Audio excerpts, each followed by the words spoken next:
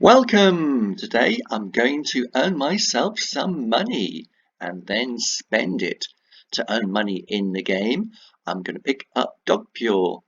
In my starter pack there is a wooden bucket, and around the street there are lumps of dog pure.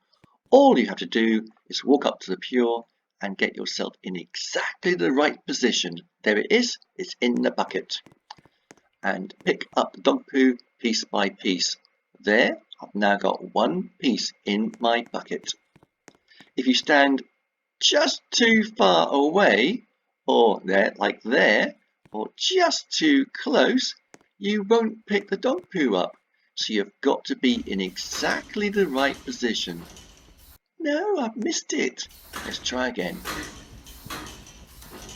Got it. See, it's harder than you may think. And around the streets, look at that. The streets are covered with dog poo. Now, in Victorian times, if you were poor and down on your luck, you could pick up dog poo and then take it to a tannery and sell it to a tanner who would rub it into leather and use it to make the leather go soft.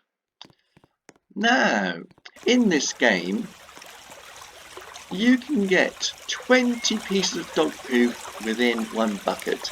Really, you could get a lot more, but if we were to do it completely authentically, you'd be here for 2 days picking up dog poo to get 20 centimes, and that just wouldn't be fun. Now, the question I'm going to ask is, are these figures reliable?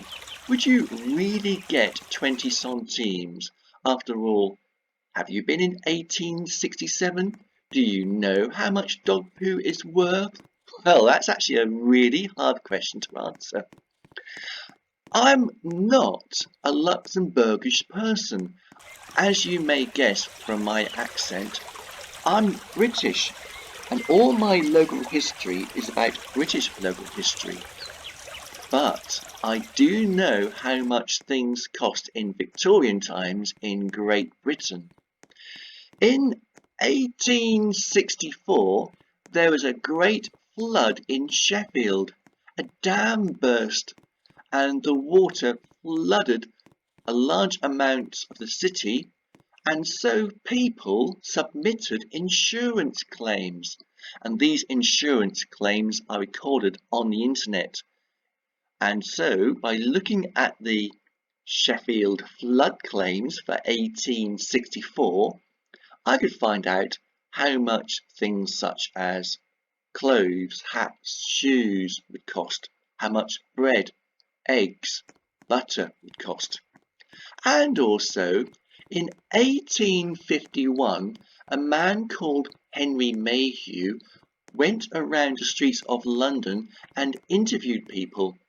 He was compiling information to build up a catalogue of how people lived in 1851, and he published this in a book called London Labour and London Poor.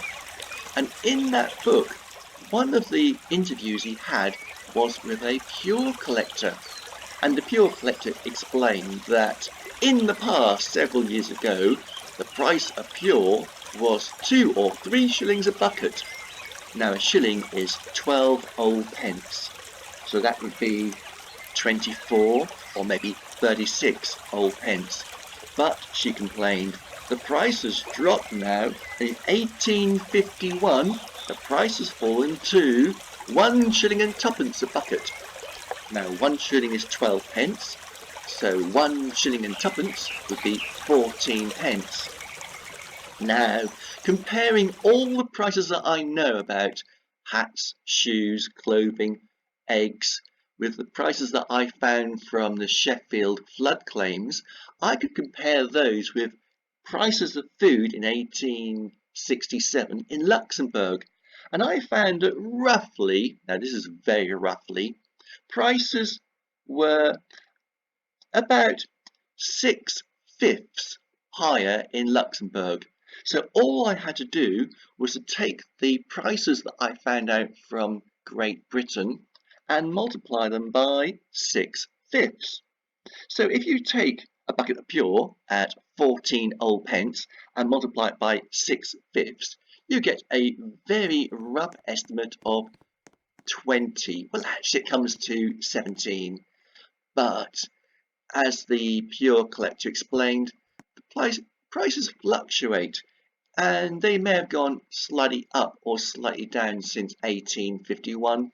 So I thought keep the prices fairly rounded and let's round the 17 centimes to 20 centimes.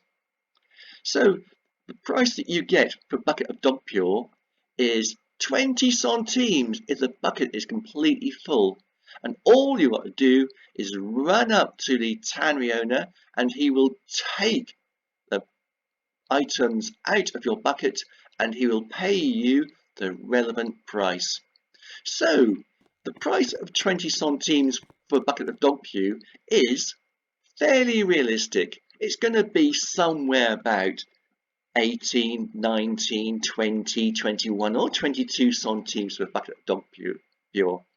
So the prices we feel are realistic, and if you are going to rent a room, now the prices that I found out from Henry Mayhew's work in London Labour and London Poor were a room would cost 4 shillings and sixpence for a whole week.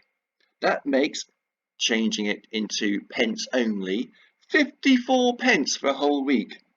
Changing that to Luxembourg prices, that makes it 65 pence to rent a room for a whole week in Luxembourg, if you're assuming that the prices are 6/5 of British prices.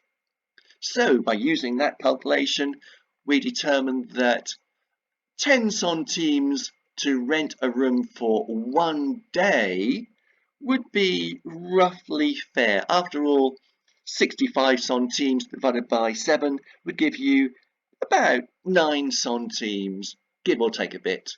So a room rental for 1 day only, let's click on the sign, click. Oh, it's gone down from 33 to 23. 23 centimes in my balance. So 10 centimes for a room to rent would be about right. Just walk into the door and you're in the room. And there, I can now sleep for the night in my very own room with the money I have earned from the dog pure. Back on the street again.